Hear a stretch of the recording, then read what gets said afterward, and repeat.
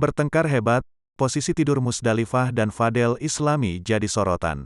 Posisi tidur pengusaha Musdalifah dan sang suami Fadel Islami yang bertengkar hebat kini tekuak. Musdalifah sampai pisah ranjang untuk beberapa saat karena perseteruan hebat pasangan suami istri tersebut. Musdalifah menyebut dirinya kini tidur di bawah sedangkan Fadel Islami kini tidur di atas.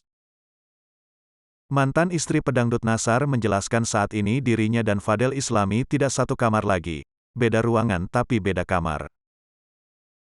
Isu rumah tangga Musdalifah gonjang-ganjing kembali terdengar. Tak diam seperti biasanya, kali ini Musdalifah mengakui adanya masalah rumah tangga.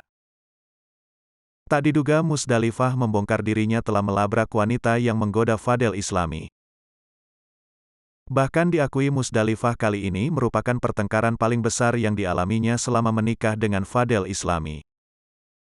Bahkan ia dan Musdalifah sampai pisah ranjang untuk beberapa saat karena perseteruan itu. Aku tidur di bawah, sedangkan dia tidur di kamar atas, ucap Musdalifah. Iya benar, tapi kita masih satu atap tapi ya beda ruangannya saja, sahut Fadel Islami. Fadel Islami mengaku perseteruan mereka karena rasa cemburu yang timbul di dalam hatinya.